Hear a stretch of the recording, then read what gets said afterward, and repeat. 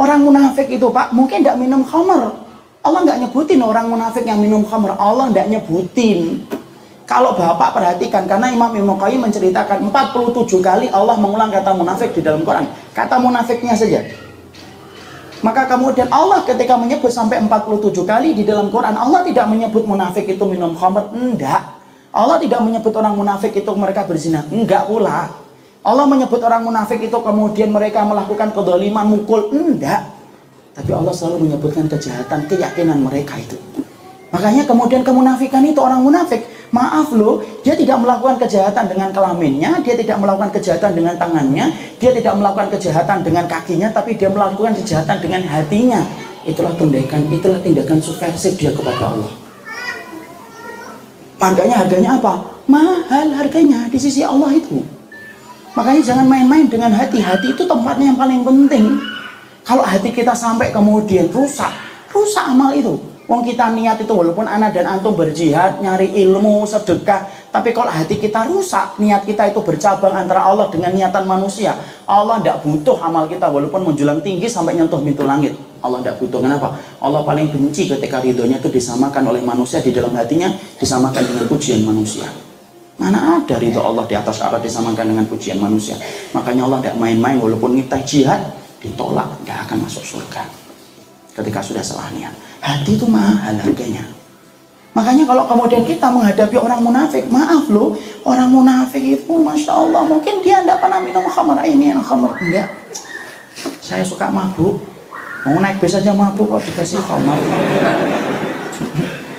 Tapi walaupun kemudian mereka itu kemudian semacam itu, hati mereka itu benci. Itulah yang kemudian ingin saya sampaikan. Kenapa orang munafik Ustaz itu kemudian dikekalkan dia di dalam neraka? Karena dahsyatnya kejahatan mereka kepada Allah itu dengan hati dan pikiran mereka itu tidak pernah putus. Ya, nah, supaya kemudian kita lalu kemudian nggak bingung gitu.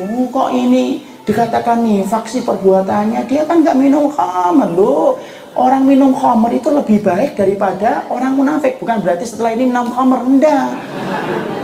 Orang berzina itu lebih mulia daripada orang munafik iktiqadi. Kenapa? Karena orang yang berzina itu terkadang dia menyesal, Pak. Habis itu nyesal, nangis dia. Berapa banyak pezina yang kemudian mereka itu menangisi sisa hidupnya dengan tangisan ketika mengingat semua perbuatan dosa yang dia lakukan hanya untuk mendapatkan kenikmatan sesaat. Banyak orang yang berzina mereka kemudian menyesal. Tapi orang munafik malah justru tidak menyesal. Kenapa? Dia merasa benar. Dan orang munafik, tadi dikatakan Hasan al-Basri, orang munafik itu orang yang melakukan kenifakan, tetapi ketika melakukan kenifakan, dia itu tidak sadar kalau dia telah menjadi munafik. Makanya tidak pernah rasa takut kepada kemunafikan. Jadi itu yang kemudian kita harus pahami. Ya?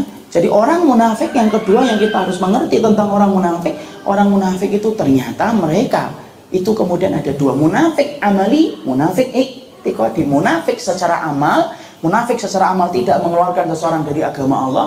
Ada yang kedua, munafik secara iktiqadi. Munafik iktiqadi inilah yang bahaya dan inilah yang banyak tersebar. Banyak jumlahnya Ustaz, banyak. Pada zaman Rasulullah aja banyak kok. Dan semua nama-namanya itu Nabi tidak pernah menceritakan loh. Ingat, Nabi tidak pernah menceritakan. Dan ingat, Nabi juga tidak memvonis. Makanya kita jangan sampai gampang memvonis mengatakan anta munafik iktiqadi. Ya boleh, gampang memvonis. Ya. Yang diomongin munafik iktiqadi malah bingung dia. Dia nanya sama temannya, saya dibilangin munafik iktiqadi. Nabi tidak pernah mengatakan munafik iktiqadi sama orang. Bahkan Abdullah bin Ubay, itu semua sahabat itu sudah ngerti nggak kejahatan Abdullah bin Ubay? Ngerti kejahatan Abdullah bin Ubay. Tapi Nabi pernah kemudian mengatakan kepada Abdullah bin Ubay langsung, anta munafik? Enggak. Tapi semua orang, semua sahabat itu tahu, semua Quran, surat At-Taubah, surat An-Nisa, surat Al-Munafikun turun kepada siapa? Turun sama dia. Saking hati-hatinya Nabi. Bahkan peristiwa luar biasa itu, anaknya Abdullah bin Ubay itu sampai nawarin kepada Nabi, ya Rasulullah, kalau saya ini mendengar bahwasanya engkau akan membunuh Abdullah bin Ubay, biarkan saya ya Rasulullah yang memenggal kepala ayah saya. Daripada kemudian dibunuh sama orang lain, kemudian saya dendam sama orang itu, biarkan saya untuk membuktikan iman saya penggal kepala ayah saya. Tapi Rasulullah berkata apa? Jangan.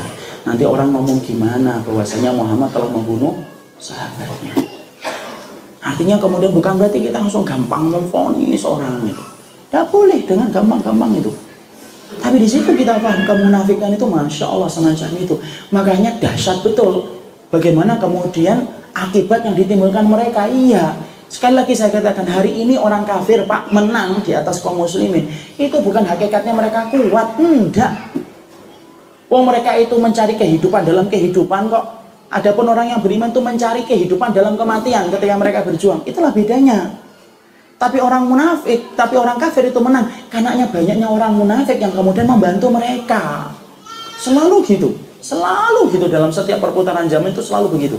Makanya dalam perang Ahzab itu, maka orang munafik itu kemudian berperan juga untuk kemudian menjadikan saat itu terkepung betul-betul. Itu ya orang munafik. Tidak main-main. Dan ingat ikhwan, orang munafik i'tiqadi itu, mereka itu pinter mengelola berita, itu pinter. Berita kecil menjadi besar. Kalau sama orang munafik i'tiqadi itu menjadi besar. Semua celah bisa dijadikan menjadi celah untuk menghancurkan Islam. Mana dalilnya Ustaz? Loh, kita ambilkan dalil. Yaitu dalilnya adalah ketika kita mendapati Ibunda Aisyah dituduh berzina. Waliyadzubillah, nasallallahu alaihi wasallam, subhanallah ma yasbun. Suci Allah. Ibunda Aisyah, penghuni surga, itu dituduh berzina. Padahal asalnya itu ringan, ikhwan. Masalahnya itu ringan. Tapi pintarnya orang munafik untuk mengelola berita. Lalu kemudian menggemparkan itu. Baca ini. Di dalam tafsir surat An-Nur, itu kita membacanya. Jadi saat itu, di dalam Ghazwatul Banil Mustalik, Nabi kemudian berperang tanpa ada kontak fisik. Nabi kemudian ngundi siapa istri-istrinya yang mau ikut bersama Rasulullah. Kemudian keluar nama Ibunda Aisyah. Ketika perjalanan pulang itu, karena kemudian istrinya Nabi dalam peperangan dulu, itu artinya boleh nggak seorang istri itu keluar bersama suaminya dalam masalah-masalah misalkan berjuang, misalkan menuntut ilmu dan kemudian yang lainnya, boleh. Karena Ibunda Aisyah ikut dan istri-istrinya Rasulullah ikut. Mereka ditempatkan di Haudaj. Haudaj itu apa? Tandu. Ditempatkan dalam tandu. Naik ke tandu, perjalanan pulang, tandu itu berhenti di satu tempat sebelum masuk ke kota Madinah. Tiba-tiba Ibunda Aisyah meraba, ternyata kalungnya jatuh. Kemudian beliau menyibak tirainya, keluar dari kemudian tandunya mencari di mana kalungnya. Rasulullah tidak ngerti kalau Ibunda Aisyah itu turun. Rasulullah memberikan aba-aba, jalan. Tandu itu kemudian diangkat, kemudian jalan. Mungkin yang bertanya, emang apa tidak ngerasa atau Ustaz? Enggak, karena Ibunda Aisyah sangat langsing banget saat itu. Loh, saya sebutkan dalam tafsirnya gitu, saya nggak mau menutupi kebenaran. Makanya kan kita lihat kan di awal-awal ketika lari sama Nabi, yang menang Ibunda Aisyah atau Rasul? Ibunda Aisyah. Ketika sudah lama, kemudian baru Rasulullah menang, karena Ibunda Aisyah sudah mulai tambah beratnya. Maka kemudian saat itu Ibunda Aisyah itu langsing orangnya. Maka ketika turun dicari, beliau tidak sadar, terlalu jauh dari tempatnya dan tidak sadar pula rombongan itu berangkat. Balik lagi Ibunda Aisyah untuk kemudian ke tempat tadi, mendapati Haudajnya sudah berjalan. Dilihat hitam, titik hitam. Lalu Ibunda Aisyah berkata, lah nanti juga balik kalau dibuka tendanya tidak ada. Dibuka cadarnya, karena saat itu sudah ada syariat hijab, buka. Ternyata ada seorang sahabat, Sofwan bin Mu'attal di belakang. Sofwan bin Mu'attal.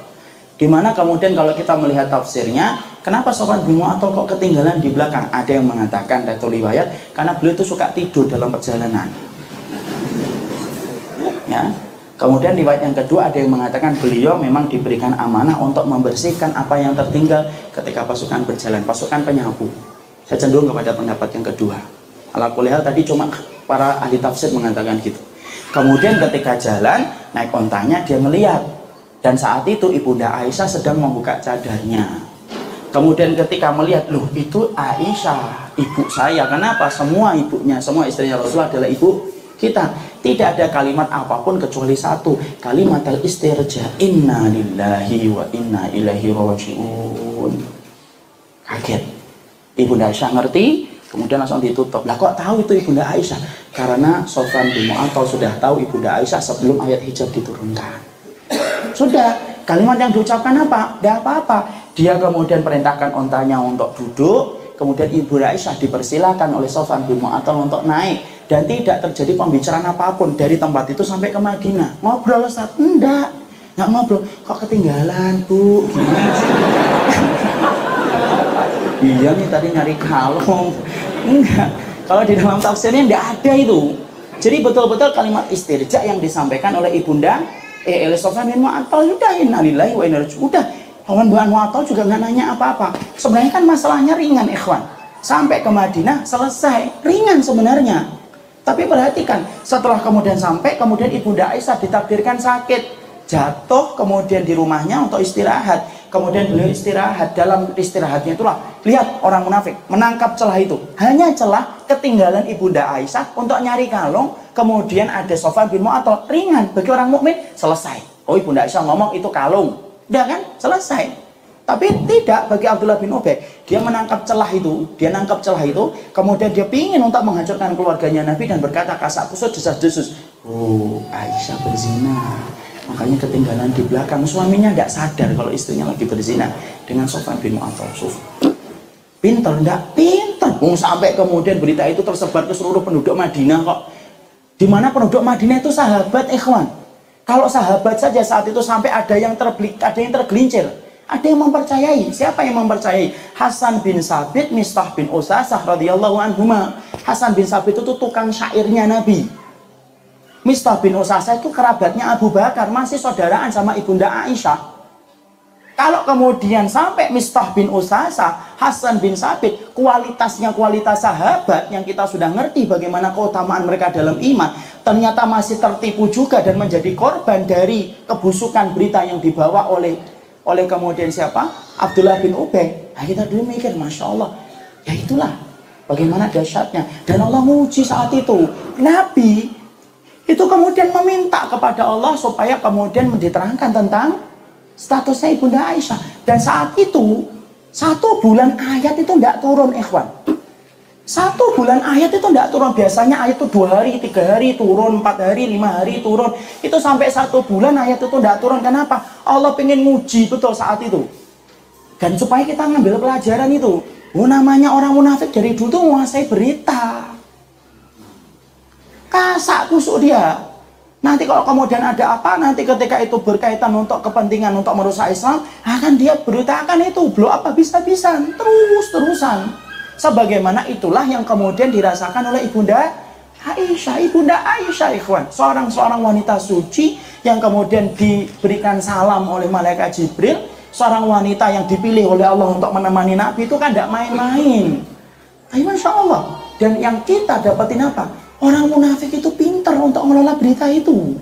Makanya tadi kita katakan munafik itu bahaya banget. Kenapa?